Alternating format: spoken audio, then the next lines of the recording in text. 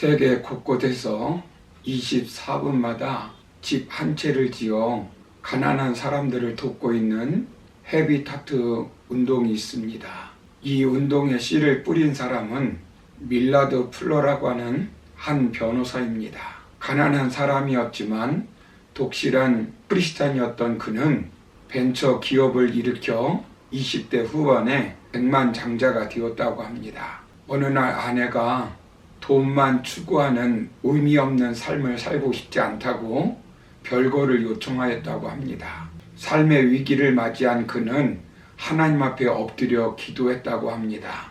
그때 하나님께서 신명기 15장 7절 8절 말씀을 주셨는데, 네 하나님 여호와께서 내게 주신 땅 어느 성읍에서든지 가난한 형제가 너와 함께 거하거든 그 가난한 형제에게 내 마음을 강팍히 하지 말며 내 손을 움켜쥐지 말고 반드시 내 손을 그에게 펴서 그 요구하는 대로 쓸 것을 넉넉히 구워주라는 하나님의 말씀을 받았다고 합니다. 그래서 밀라드 부부는 1973년도에 아프리카 자이레로 가서 가난한 흑인들을 위해서 집을 지어줬고 1976년도에 오늘날 우리가 말하는 헤비타트 운동을 벌이며 창설을 했다고 합니다. 사랑하는 성도 여러분, 우리는 판매하는 자가 아니라 씨를 뿌리는 자입니다. 가정에서, 직장에서, 이 시대 속에서 보이지 않는 곳에서 작은 씨를 뿌려야 합니다. 하나님은 우리를 판매원으로 부른 것이 아니라 하나님 나라의 씨앗을 뿌리는 자로 불렀다고 지난 시간에 말씀드렸습니다. 오늘 두 번째로 본문을 통해서 깨닫는 교훈은 하나님의 나라는 사람이 아니라 하나님이 직접 만들어 가십니다. 일반 물건을 판매하는 사람들은 자신이 모든 것을 할 수 있다고 생각합니다. 자신의 역량을 발휘하면 얼마든지 위대한 판매자가 될 수 있다고 생각합니다. 자신이 주인이 되어 가정과 회사를 만들어 갈 수 있다고 생각합니다. 그래서 판매 기술을 배우고 자기를 포장합니다. 학문으로 기술로 갖가지 여러 가지로 자기의 물건을 소비자가 잘 살 수 있도록 매력적인 포장을 합니다. 그러나 심음의 원리가 지배하는 하나님의 나라는 다릅니다.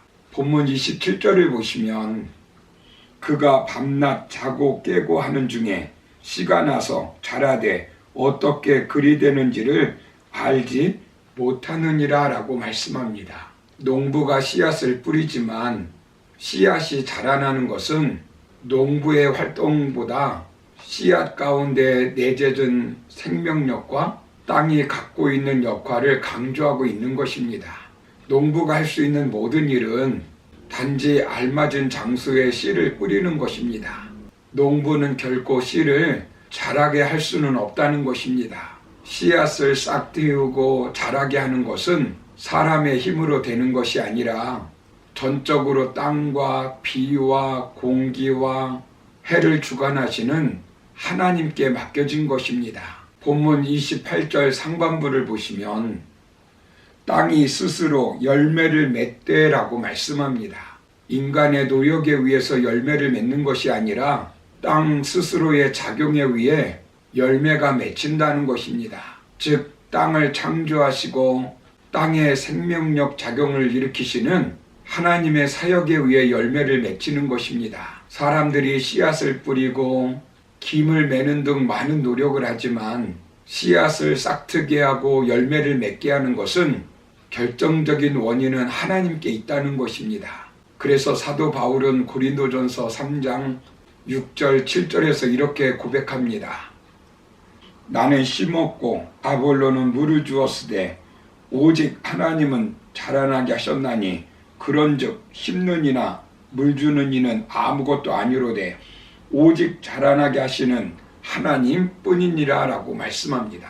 농부는 씨앗이 어떻게 자라는지 그 원인적 이유나 과정을 잘 알지 못합니다.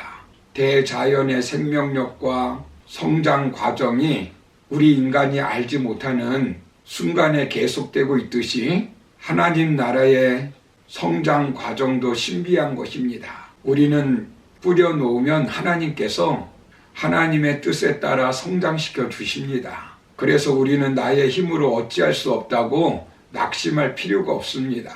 자녀의 현재의 모습을 보면서 좌절할 필요가 없습니다. 예수님을 믿고도 나아진 것이 없다고 포기할 필요가 없습니다. 반드시 하나님께서 만들어 가십니다. 사업하면서도 전도하면서도 마찬가지입니다.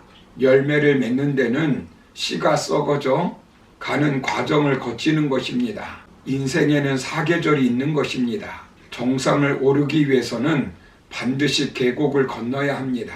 우리가 열심히 전도를 하고 말씀을 전하지만 구원은 사람의 힘으로 되는 것이 아니라 전적으로 하나님의 영역에 속한 것이요 하나님의 선물입니다.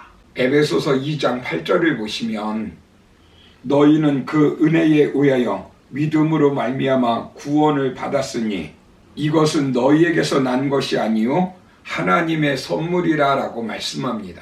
하나님께서 사용한 모세는 살인자요 도망자였습니다. 그러나 그를 통해서 하나님께서 이스라엘 백성들을 해방시켰습니다. 홍해를 가르시고 반석에서 물이 나게 하시고 만나와 메추라기를 먹게 하신 분은 모세가 아니라 우리 하나님이셨습니다. 다윗을 보십시오. 골리앗과의 싸움에서 사용한 것은 물맷돌 5개입니다. 우리가 볼 때 물맷돌 5개는 아무것도 아닙니다. 그러나 하나님께서 사용하시니 골리앗을 무너뜨리는 데 사용하는 도구가 되었습니다. 어린아이가 가지고 있던 물고기 2마리와 보리떡 5개는 우리 눈으로 볼 때 별거 아닙니다.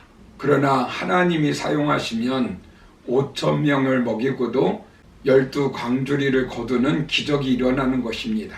그 당시 예수님의 제자들은 무식하고 지위도 없고 물질도 없는 사람들이었습니다. 흔히 세상적인 눈으로 보면 보잘것없는 사람들이었습니다.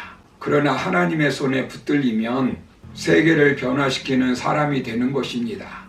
요셉은 목동이었습니다. 그러나 하나님이 함께하니까 애굽의 국무총리가 되었습니다. 사랑하는 성도 여러분, 하나님께서는 약한 자, 무능한 자에게 하나님의 힘을 주어 사용하기를 원하십니다. 내가 힘이 없다고 포기하지 말고 여호와의 힘을 의지하여 하나님의 뜻을 이루는 승리하는 사람들이 되어야 합니다. 내가 능력이 없다고 하나님까지 능력이 없는 것이 아닙니다. 내가 지혜가 없다고 하나님도 지혜가 없는 분이 아닙니다. 하나님이 사용하시면 우리가 뿌리는 씨앗을 통하여 세상을 변화시킬 수 있고 가는 곳곳마다 하나님의 나라를 이루어낼 수 있습니다. 그러므로 내 힘을 의지하는 자가 아니라 하나님을 의지하여 살아감으로 하나님의 능력의 통로가 되어 하나님의 나라를 세우는데 도구로 쓰임받는 저와 여러분의 삶이 되기를 주님의 이름으로 축원합니다. 감사합니다.